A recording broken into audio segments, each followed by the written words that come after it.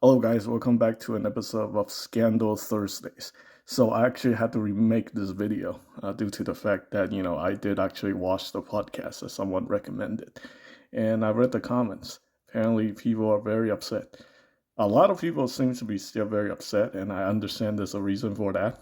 Well, obviously, if you pay for an item, never receive a refund yet, or haven't received a refund yet, and you needed the money, yeah, that is something that is, without a doubt, very frustrating.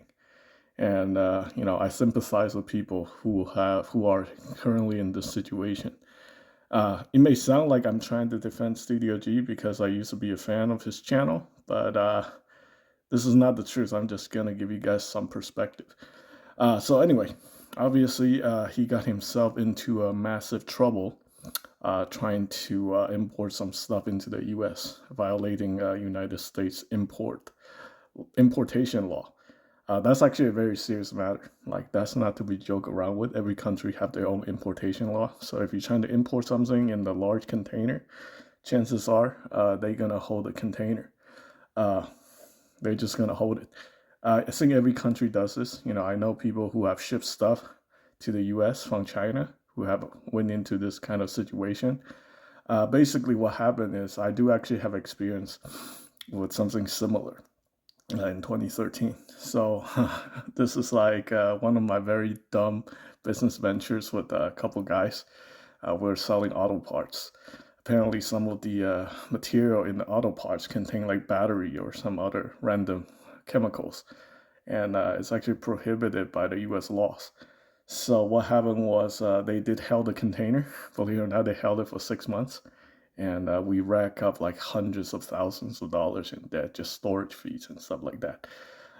So it was a very, very unfortunate situation. Basically, in 2013, I was living out of my car for 6 months because I had to work two jobs to pay out the debt. And, I made a lot of people angry. And I think my partners have actually taken a lot of pre-orders, so their website went down, and everybody hated them for it. I was just a very, very small partner in this situation. Those guys like end up owing like upward to like $1 million or more in just freaking auto parts and stuff like that. So yeah, I learned my lesson. Never again.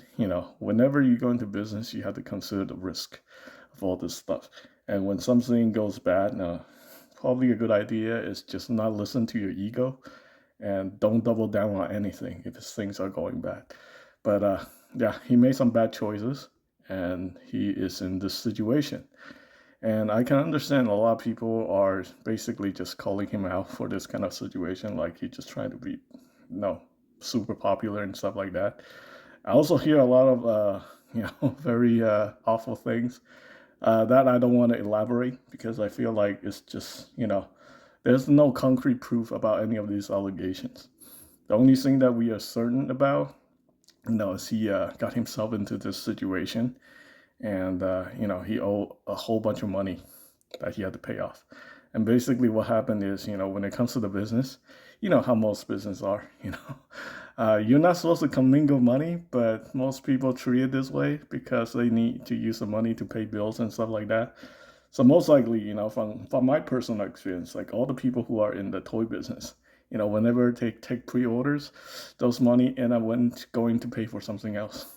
I've seen it so many times with the, these websites like Megalopolis and even Dorkside Toys, where they just, absorb people's pre-orders and stuff like that. Even individuals, Facebook sellers have known to do this. They take the pre-orders and are paying for like personal things with other people's money, and then just going bankrupt and just release themselves of all liability. That's usually how it is. When they go bankrupt, you can sue people, but once they declare bankruptcy, they have no assets. What to, you know, they have no assets that the court can take. Then pretty much everybody's SOL. That's in the United States, but I think this guy, I think he's in Singapore. I don't know how bankruptcy law works, but he also mentioned that he had to borrow money from family members. Because that's like a personal thing that's between him and his family members. But I do believe that the debt is serious, and Now, here's the controversial part, the unpopular opinion. Uh, Basically, from my opinion, from my perspective, there are plenty of fake gurus on social media. All these guys taking people's money and then they just go bankrupt, or just, and I'm not paying people.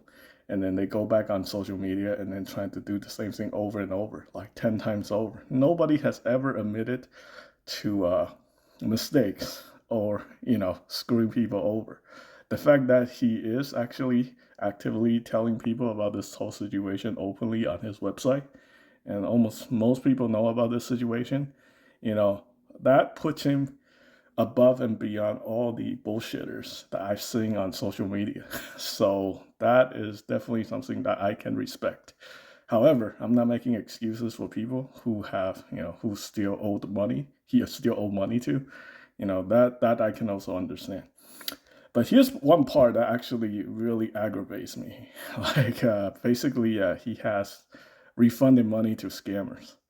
And for people to take advantage of someone in this kind of situation and trying to scam him out of money that's supposed to belong to other people, that really upsets me. Like, you would not believe. If you've ever been a victim of scam, I'm sure if you're watching YouTube right now, you've probably been scammed at least once or twice. This whole platform is full of fucking scams. And they just keep putting on these scammy bullshit ads on this platform. But again, like I say, out of all the bullshitters, all the scammers, if someone's willing to admit their mistakes, someone willing to take responsibility, it does put them above 99% of all the bullshitters that's on social media. So that's something to consider. And again, like, I sympathize with people who, still haven't received their refunds and stuff like that. That is definitely on, Studio G to taking care of that. But anyway, that's just my opinion about this whole matter. And this is definitely a huge scandal because he's a very big channel. He actually brought in a lot of people into the hobby, especially people who are into, painting and customizing. He basically started a whole entire, kickstarted a whole ginormous genre where people are, into this kind of stuff. So yeah, that is like, that's like a big slap in the face, especially he's the one who brought you into this hobby. And yeah, it's a sucky situation, and it's a it's a humongous scandal. So anyway, that's pretty much it. Thanks for watching.